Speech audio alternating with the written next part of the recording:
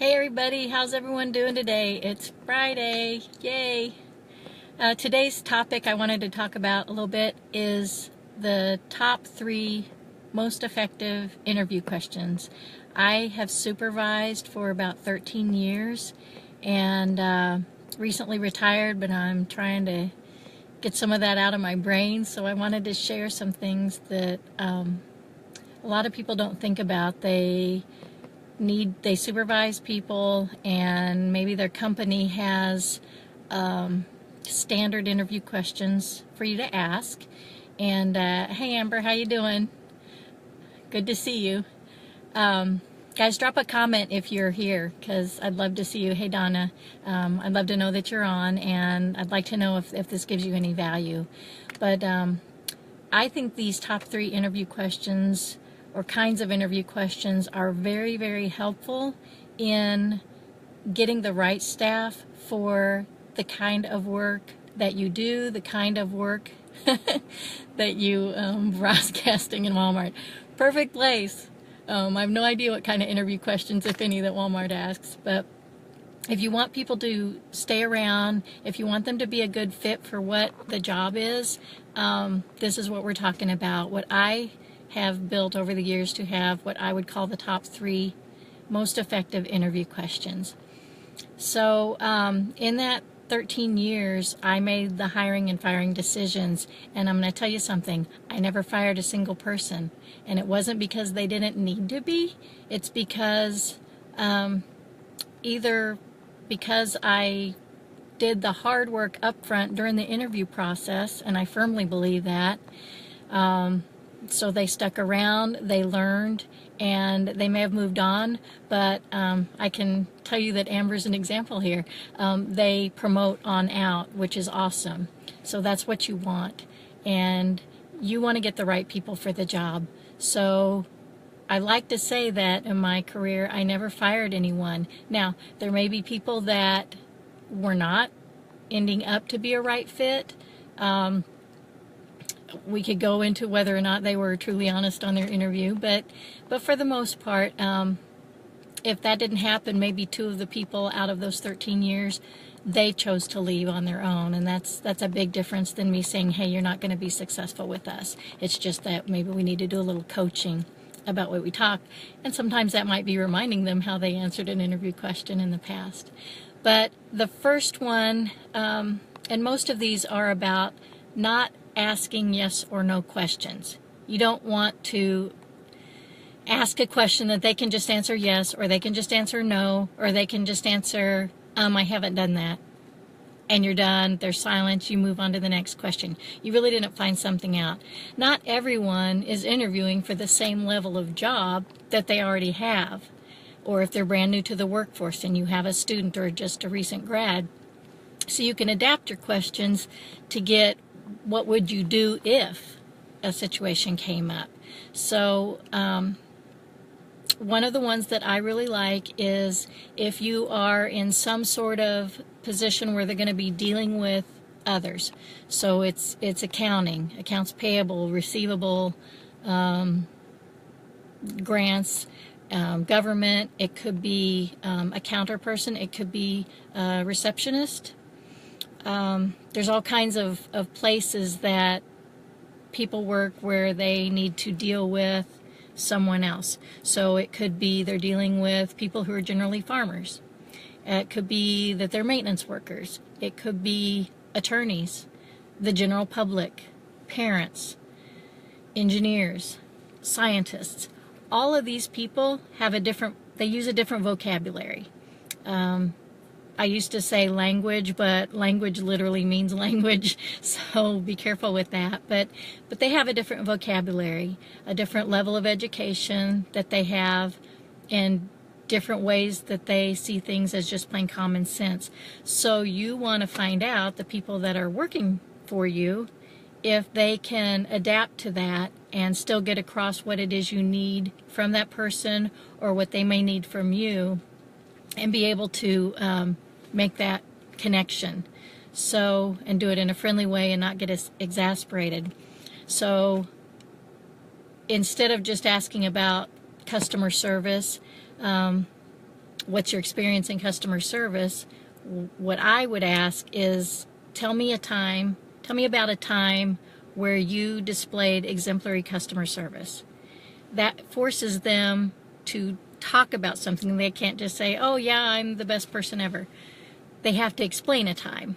And again, if this is someone who hasn't worked before, let it be a personal experience. It doesn't matter. Let it be at church. Let it be when they were in a store.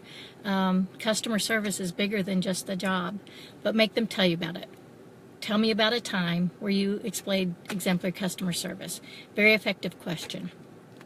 Another one that I was talking about, the vocabulary, I would say, give me an example of a time when you bridged a communication gap and how you did it. And that again, that can be personal or that can be in business. Hopefully it's in a career, but that's okay. Personal tells me too. So give me an example again of a time where you bridged a communication gap and how you did it and what was the outcome. And give them a chance to think about it. You'll learn a lot from that right there. So, not always you want to do reference checks, but not always are they're obviously going to give you the people who are going to give them the best reference. And a lot of places aren't allowed to tell you the whole story anymore for fear of lawsuits. So get it from them themselves. Ask them to tell you about it. The third one that I would say is work ethic. And what I did with work ethic is I asked them to define work ethic. What does work ethic mean to you? And this can be for any kind of job, retail, business, government, doesn't matter. Food, fast food, restaurants, doesn't matter. What does work ethic mean to you? And then let them answer it. And they're usually going to answer showing up on time, being responsible, giving 8 hours work for 8 hours pay. There's all kinds of things that they will answer. When they are done answering, then say, okay, now rate yourself on your work ethic, with 1 being the worst and 10 being perfect. And you'll learn a lot from that. Obviously, you never know on somebody's on their good day or not, but these kinds of questions are going to help you hire the right person the first time, as opposed to finding out later that you just asked yes or no questions or straight off of a piece of paper that you ask everyone and you didn't really learn who they were. And you want to get the best fit for the job that you have available. So I'm going to give you a bonus. I said top 3, but I'm going to say something about if there is a skill set. And so you need, let's say, for example, computer skills.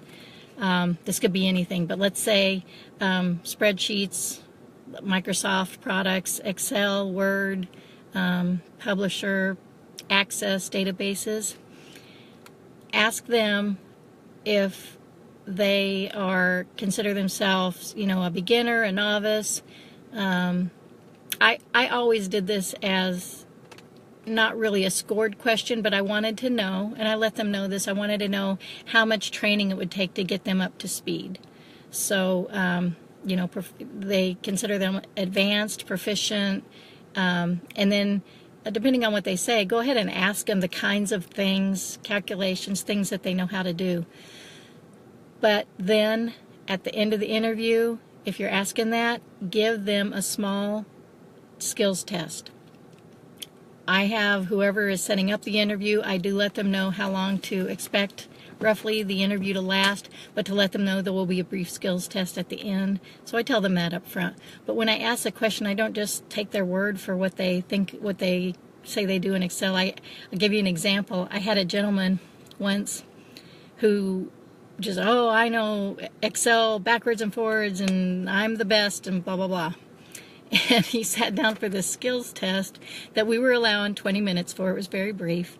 And the Excel part of it was written out, what to do, what we needed. Very brief, just trying to see, we set them at a desk and we gave them the computer, a calculator, and a pad of paper and a pen.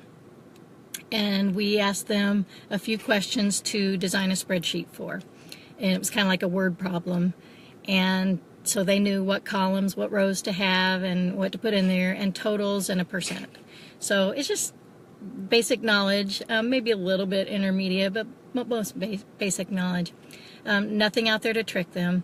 And what I wanted to see was when they were completing that, did they build in formulas for adding? Did they build in a formula for the percent? Did they calculate it right?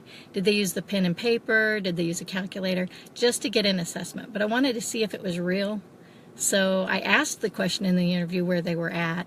And this gentleman who was so proficient was very frustrated at the end, and he had to be stopped and let out. I think we actually gave him 30 minutes, and he was like, this was so hard, and it really was a basic thing. So it helps them to be honest in the interview, and it lets you get an idea.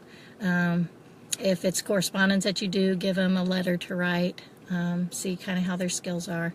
So those are my ideas. Again, the three most effective interview questions that I asked are that they are not, that they're pertinent to the work, but that they're not yes or no questions.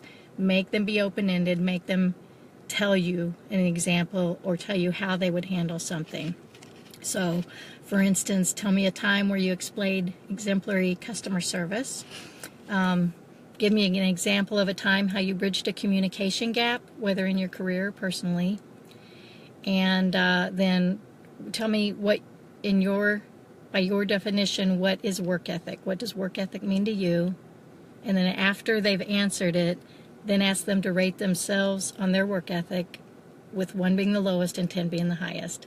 I hope this helps. Have a great day. It's Friday. It's 70 degrees here where I'm at. So I got my buddy Duncan here, and he's tired of me talking. We're going to take a trip. So have a great weekend, everyone. Bye-bye.